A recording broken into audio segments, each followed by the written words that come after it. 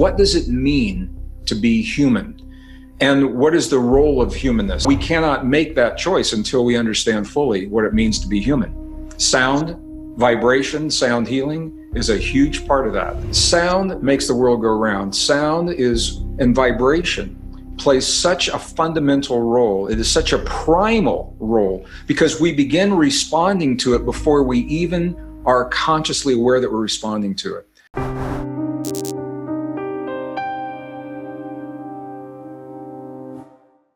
Where this gets really interesting is even sound means different things to different people. Sound is vibration. Okay, so what we're really talking about is vibration. It becomes sound when we can hear it. And some people have capabilities to hear things that other people do not. So a sound may be perceptible by someone and not by someone else. So ultimately, we're talking about vibration. A lot of that vibration is in the range that is audible, where we can hear it. And this helps me understand why Grace Slick was so powerful to me in my life, because she created the vibrations that spoke to me about what was happening in my world, but also that helped me to feel better about what was happening in my world. And she had just, she still does. She's got an amazing voice, as well as Led Zeppelin, as well as Hendrix, as well as 10 years after. I mean, these were the people that influenced Cream, Eric Clapton. You know, when I was in that time in my life, it was more than just the music. The music was important, but it was the words that were being used had such a powerful influence to help me crystallize maybe the nebulous feelings that were happening in my body. I would hear those words and I'd say, yeah, that's exactly, he just said, or she said exactly what it is that I'm feeling right now, but I didn't know what words to put to the feeling. So it's a very powerful catalyst.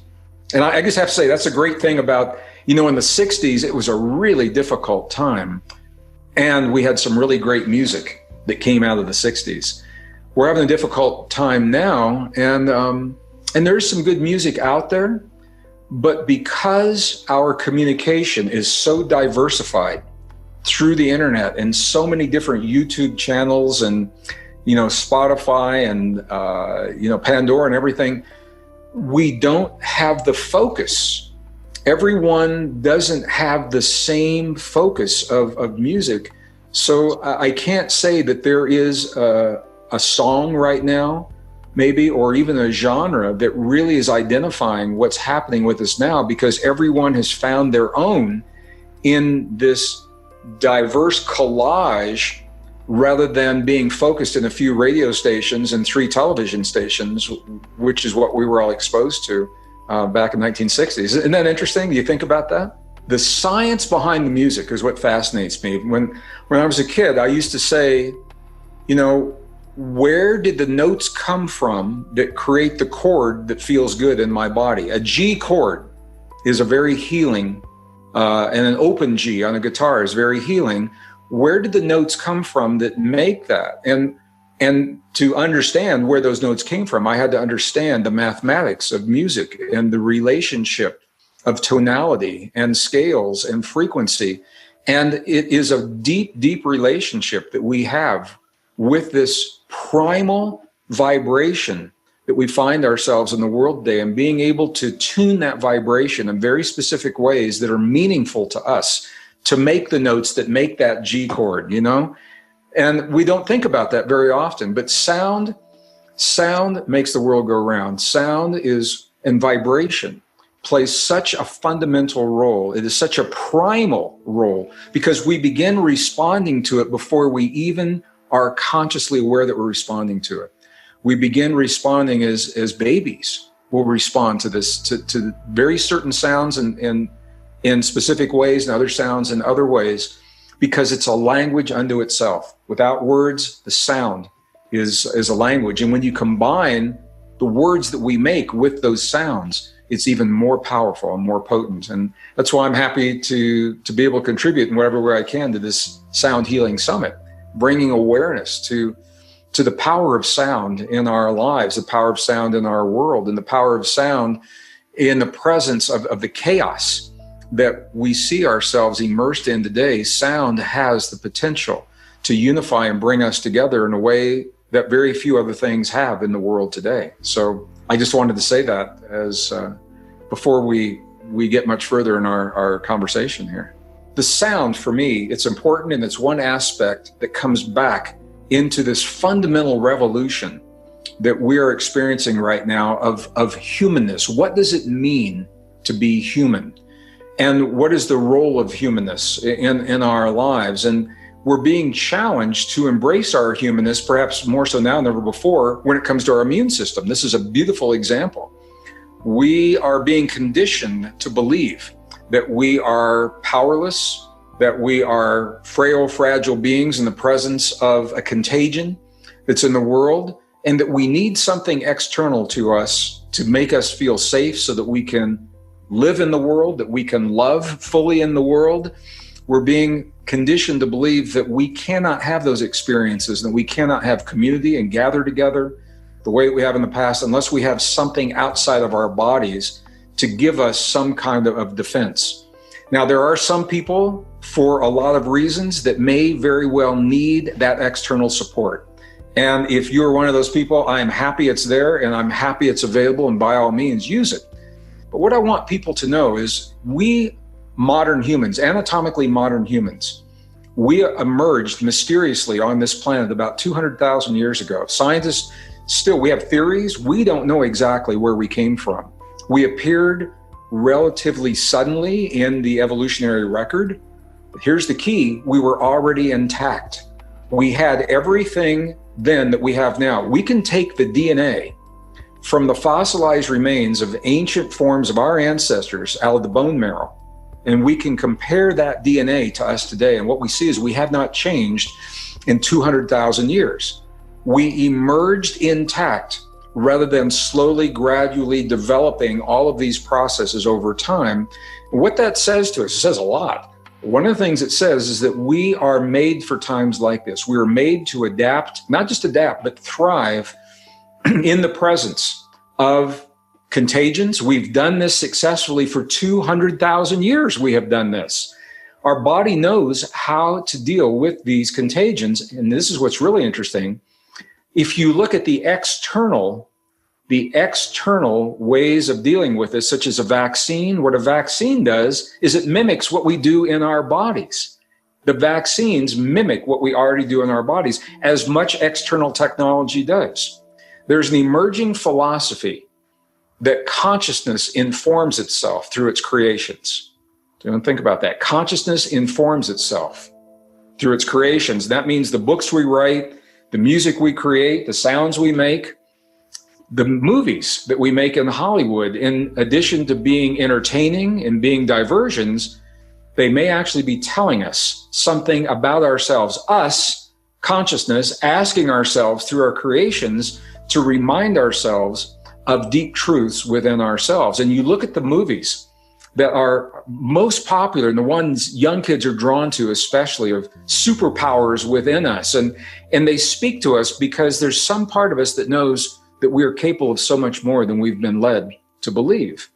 So there is a transhuman movement that is conditioning a younger generation to believe that the human body is essentially a fluke of biology, a mistake of nature, that we need to replace our soft technology with wires and chips and chemicals. And we are at this crossroad right now. And one of my latest books, Human by Design, talks about this, where we're only beginning to understand that we are the technology. Instead of wires and chips and chemicals, we are blood and neurons and cell membranes, much more sophisticated than any chip could ever be. And as we learned to self-regulate this powerful operating system, this soft technology, what we find is that we have less need for that external technology. So if we need that external technology, if you feel like you need it, it's out there, by all means use it. But for the most part, what we're finding is when we, and this is the key, and this is what I want to say here, it's all about love. When we love, not if, but when we love ourselves enough to give ourselves what we need to be at our best. So we love ourselves enough to give our bodies what they need to do what they are made to do. And you know what this is. It's good nutrition. It's adequate sleep. It's movement. It's the kinds of thought, feeling, and emotion that honor these deep relationships we have with ourselves. When we love ourselves enough to give ourselves what we need, what we find is that we thrive, not just survive, but we thrive in the presence of what life brings to our doorstep, including contagions that we've never seen before. So I think, while this has been a conversation now, like on the back burner for a lot of people for a long time, all of a sudden, in February of 2020, it came to the front burner because our immune system is determining how we survive in the presence of the COVID-19. And it all comes back to us understanding our relationship to ourselves. Sound is a very powerful part of that. Words, language are a powerful part of that. And we talked about that earlier in this conversation.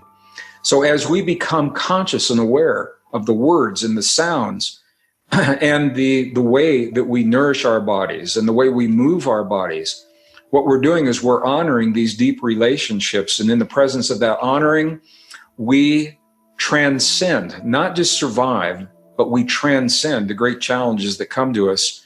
And that is the beauty of our humanness. And I think of all the things that are happening right now, front and center, we are now fully, perhaps for the first time, beginning to understand what it means to be human, how precious our humanness is, and how powerful our humanness is in the presence of the unknown. So I just wanted to say that because when people are looking at the books, I talk about sound and vibration, and I talk about a lot more than that. And the conversation that we're having right now is reflected in those books and tapes and videos, the power of what it means to be human by design. It's so interesting. I worked in the high-tech industry as a scientist and as an engineer through the late 70s, 80s, and into the early 90s before I became a full-time writer and researcher. I worked in the defense industry and the energy industry. I saw amazing technology, and I've yet to see any technology built outside of our bodies that does not mimic something that we already do in the cells of our bodies. Our cells transmit energy. They receive information. They transmit photons and light. They receive photons and light. We store information. Every cell in our body is 0.07 volts of electrical potential. We're gated, what's called gated electrical potential across the cell membranes. We have over 50 trillion cells in our body times 0.07 volts of potential. You do the math, and we are very powerful beings, potentially. We regulate this power. We are transistors, resistors, capacitors. All that is happening in the cells of our body. And we self-regulate through thoughts, feelings, emotions, beliefs, sound, vibration.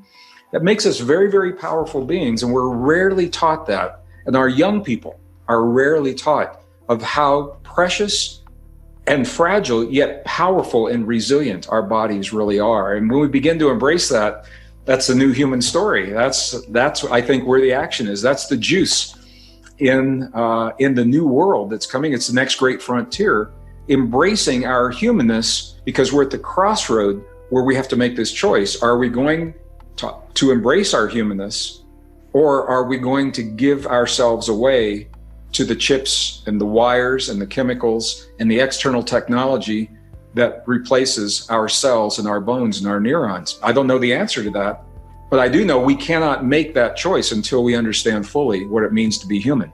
Sound, vibration, sound healing is a huge part of that. So that's why I'm excited to be with you today and have this conversation today. Well, it's an honor to have you here, and we only have literally like 2 or 3 more minutes, but I just have to mention how that all relates to the other major thread in your work, studying the ancient wisdom traditions. Because you look at the past, we see these things that are still in plain sight, these epic feats of engineering, huge blocks of stone that could not be duplicated with our modern machines today. So that's fascinating, what technologies of consciousness the ancients knew about. It is. When I was in school back in 1950s, 60s, I was taught that civilization began between 5,000 and 5,500 years ago in one place called the cradle of civilization, the Tigris-Euphrates Valley. Now scientists believe that there were 6 simultaneous cradles, not just one. There were 6 cradles of civilization that emerged simultaneously, and that they exchanged information between one another. And that's why we see so many similarities with pyramids and the knowledge of the cosmos and astronomy and very specific star systems and things like that. But this is where it gets interesting, because climate change is changing the topography of the Earth. And as ice melts in certain places in the Earth, it is revealing archaeological remnants of advanced technological civilizations that predate that 5,000 years. So now the thinking is that civilization is probably cyclic, and the 5,000 years is the most recent cycle. And the question is, in the cycle before that, 10,000 years ago, what did people know that we've forgotten, or what did they know that we're only beginning to understand? And that is the topic for a whole new conversation that we can have in another Shift Summit.